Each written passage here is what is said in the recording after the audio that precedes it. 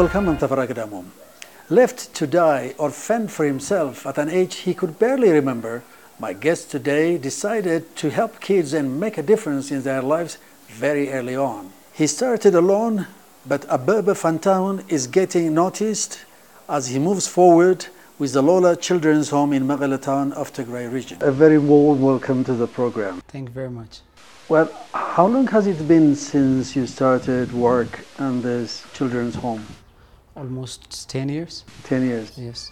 And it all started in a couple of rooms that you've rented from Someone. Yeah, before 10 years, we rented a house for those children, and we start this program with one child. So yeah, that's true. Well, one child meaning you were single then, and you were living alone. Mm-hmm.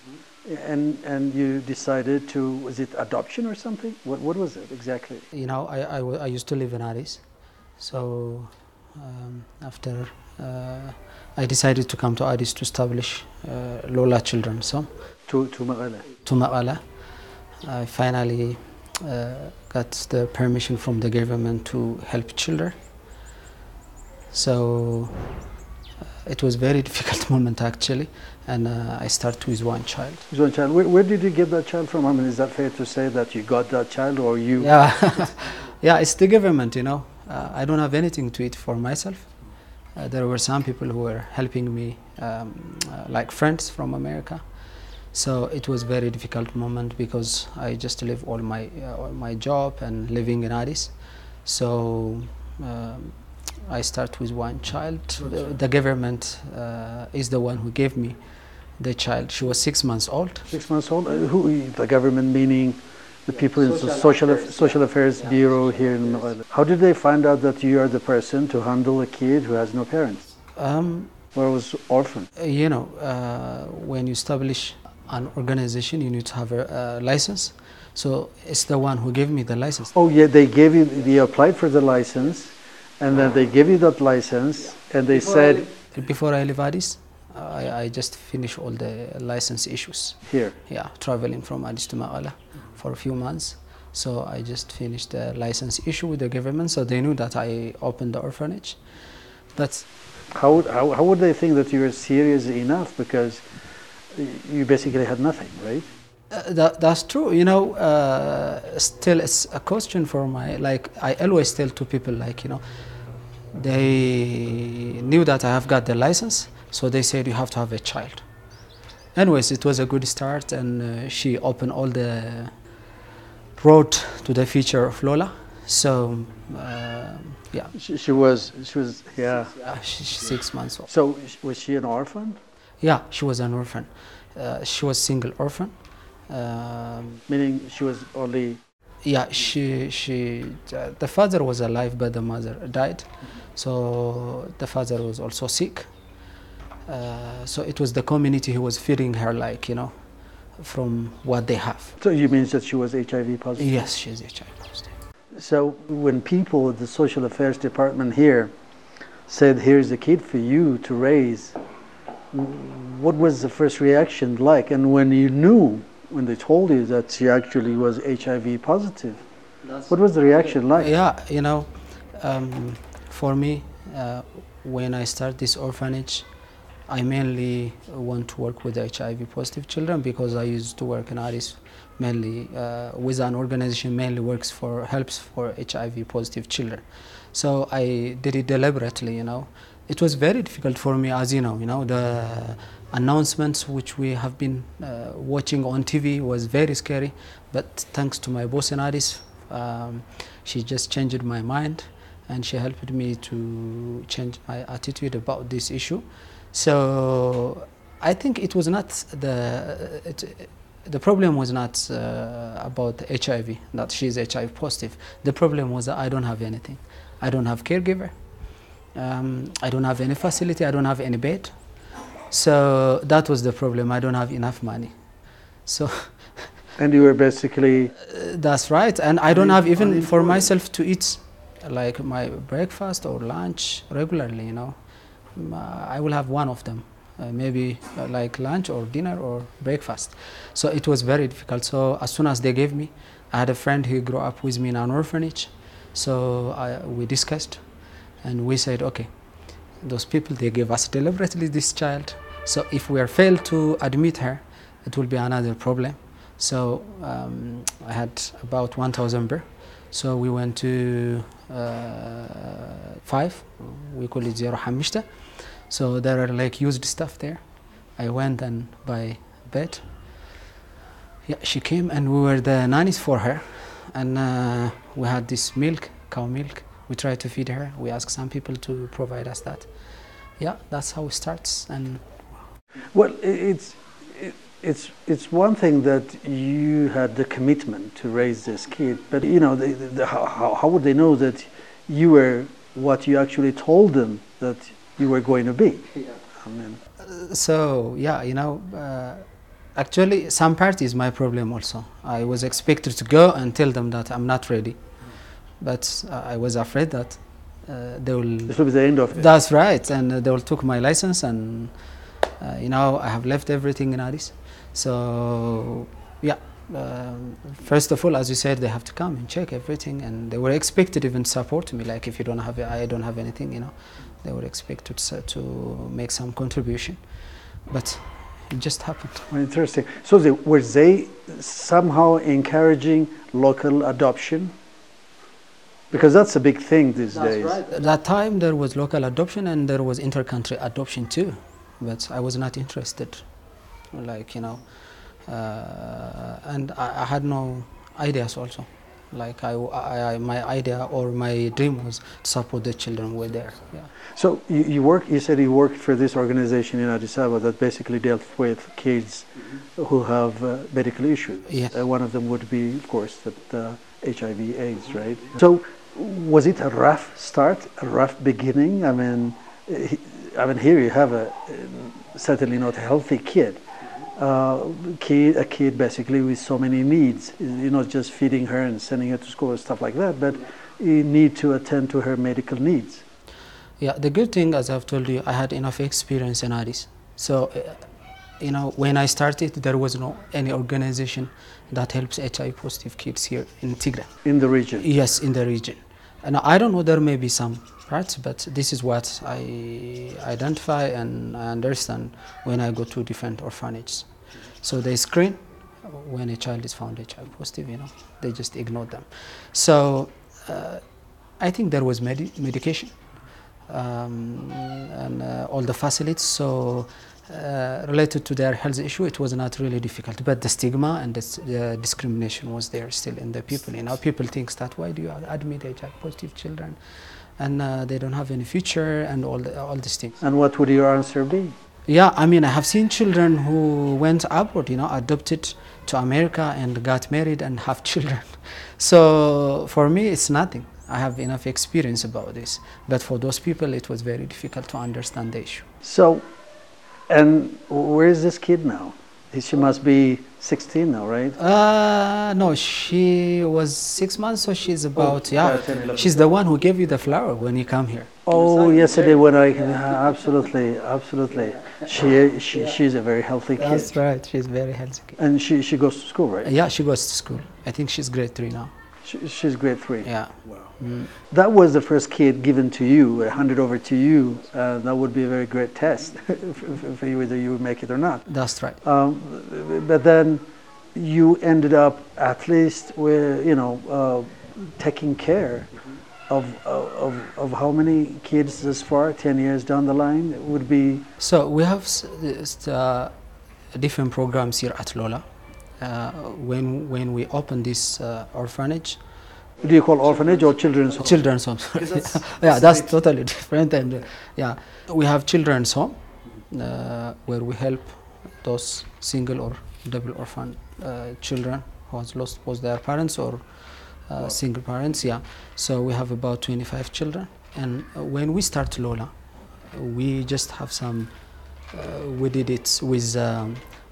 Like, you know, when I study, there are like different issues. If it's children's home, they admit children only under 7 or like 7 years old. So I said, okay, what about those children who are like very small, or like who have single parents, or like who are older children? So we decided with optional programs, 3 different optional programs. The one is you have saw children's home, where we have admitted children who have lost both their parents or single parents, but terminally ill, or like university students who don't have anywhere to go, and having the children here with us so that the mothers can continue their... You mean kids born out of wedlock and their parents, they're primarily mothers are in college? Yes. So with the daycare program, we are helping children who are from the community, mothers who don't who are divorced, and who have 5 or 4 kids, but they don't go to work because of their children. So what we do is like we have the children here with us during the day and give them in the evening. So I can hear the voices of some of the children running around. That's right. That's true. So we really encourage this program more, because you help both the children and the mother at the same time. So we provide them with education, food, and clothing, and medication, and some psychosocial support. And we have also this community outreach program, and this is for most of in this program just most of the children are like 16, 17, they are older, so they can't be helped in this in both the programs. So we provide them with education, medication, and clothing, and other services. And they live with their parents? Yes, they live within the community, whether with their parents or like relatives or extended family. So yep, so we currently end up with about 86 children. These are currently under our support, but we have reunified so many children to their parents. About 20 children are reunified. How were they lost in the first place? Yeah, so what happens? I showed you already one child here. She was found buried, and the police found her like after some few months. So after she finished the legal issue, she will take her baby. And some are... But she's still with you? Yeah, she's still with me. It's a very graphic picture. I saw that she was, she was in a bottomless pit covered with rocks. That's right, alive, buried, That was very difficult. And some are abandoned in a hospital, and the police found them after some time, so we give them back. So you give them back, meaning to their parents? Yeah, to their parents. But also, well, how do you know about them in the first place? The police call on you? Yeah, the police is the one who facilitates all these things. So they come over to your office and say to your home here and say, here is a kid, we cannot tell where she or he comes from. Yeah, that's right. And can you help us in locating her or his parents, right? Is that That's what they do. And finally, when the police found them, they will come with some documents that they are the parents, and we'll have some witnessed people from the social affairs office and the police. Finally, they will reunite with their family. Why did they drop them in the first place? I think you need to be in their shoes to understand and to tell all these stories.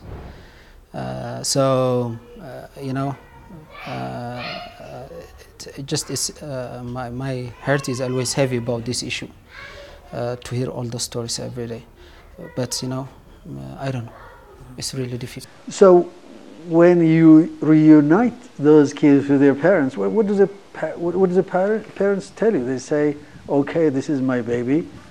I'll take her or him back in." What do they say? In the first place, they are very grateful that the children got such opportunity to be here, and sometimes also they regret what they did, and I don't want to ask them what the reason is. You don't want to hear. That's right. That's very difficult, and as I have told you, we need to be in their shoes to understand all the situation, what their problem was, and what really they face when they dropped that baby. So yeah, they are very grateful. They remain a family. They just call. We give them all the photos, and then they're a friend of those children. They're a family, so that's what we do. And then if they don't have economical problem, we try to support them within the community program. So they all go to school, right? They're also fairly young. I saw the other day, the youngest was what, 5, 6 months old? Yeah. Well, how did you get her? Oh, the one we get her, like the one you saw, she's 2 months old. 2 months old. Yeah, she's found abandoned in a hospital. And the Bureau of Social Affairs office, sorry, the Social Affairs office and the police, they just bring her together to LOLA. Yeah, she's found in a hospital. I guess this is pretty much common, right? That's right. In the towns and cities of this region, as it is elsewhere in the country. Yeah, that's so many stories. There are so many stories that I can tell you about abandoned children. Some of the kids which I found is like 10 days old, found abandoned. And one of the kids is found like 1 day old, abandoned in Humara.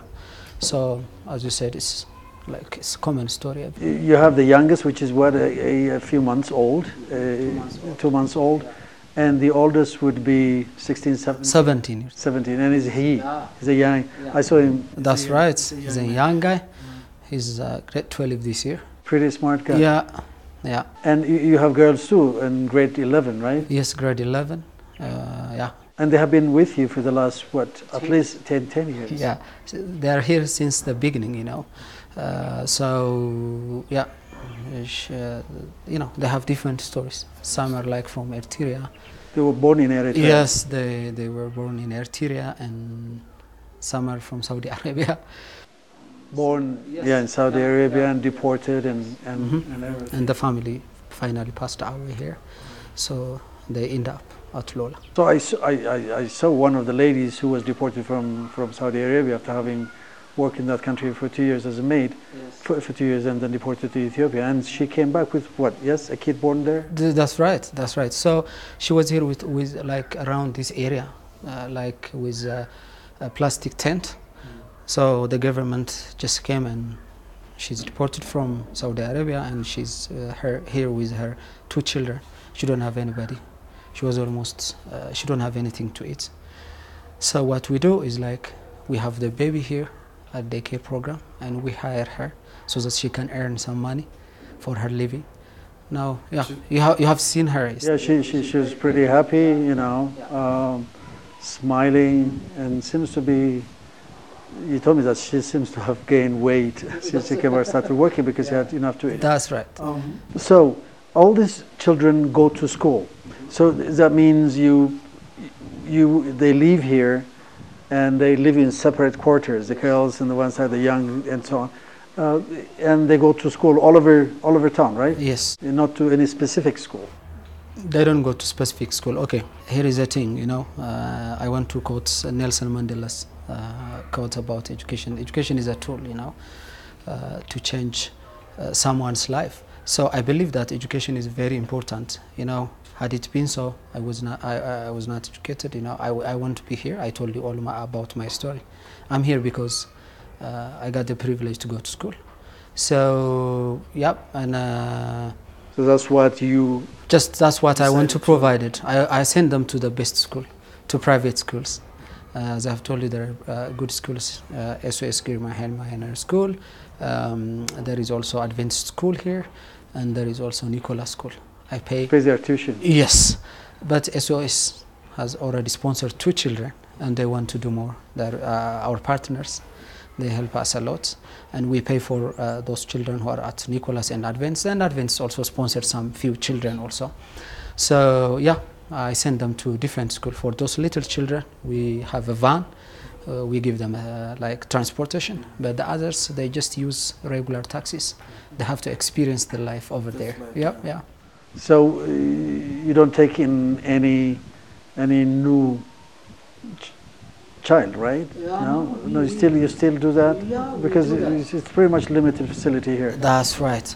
So yeah, we have only one room. The kitchen that we used to is going to be a room for those kids. So limited, maybe we will have some 5 children. That's all. Yeah, it's very difficult. This is very limited. You moved here from your private house 2 years ago, right? Yeah, we moved here We used to live in a rental house. The government provided us this land, as you can see. So we moved here before 2 years. And you live here in this compound too? It's very difficult, like, bringing all these kids here and leave them behind and have, like, live in a community for yourself, like,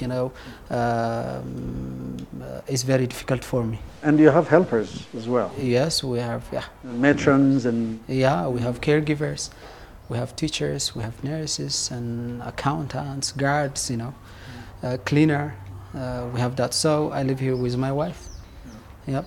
You started this with 1,000 birr in your pocket and a commitment to help the helpless, basically kids who've lost their parents, one or the other. And that's a huge commitment. And you have moved, you have walked this far. And there's no way you can look back, right? I mean, No. It's just all you see is the future, right? Well, that now you're married and you have a brand new kid. Does it make any difference in the way you look at these kids? I consider this baby part of this family. He's an additional blessing to those children and to Lola. I was saying that I don't want to get married. I don't want to have a baby, because I will be bashed. All my attention will go to my child. Actually, these are all my children. But I got an advice from an old guy. He asked me, like, do you have your biological child? I said no. Why? I think it will make me bad, like, to help those kids. And he told me that, okay, Abebe, if you want to love more those children, you need to have your... And is that what happened? It happens. It really makes sense. Like, as you said, it's a brand new baby, but it helps me a lot to love and to give more attention to those children. So are you getting similar support and attention from your wife as far as your work is concerned? She's happy about what you're doing? Yeah. Perfect. She's very happy. And she helps those kids voluntarily. She works for another organization, but every Sunday and Saturday she helps so many things voluntarily. Where do you get your support from? I used to work alone, and which means, like, we used to get all our supports from America, friends from America. But I finally understand there is an African say: if you want to go short distance, walk alone.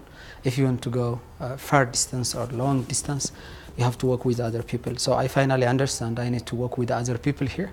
So currently we are we are inviting so many people from the community, and communities coming and, like, supporting us and donating us money, clothing, shoes, so many things. So currently we are having both from inland and outside from America. And people supported you to build this building, right? Of course, there are people there is an organization that I knew for the last 9 years, Ethiopian Orphans Relief, based in America. So they just collect funds and help different organizations in Ethiopia.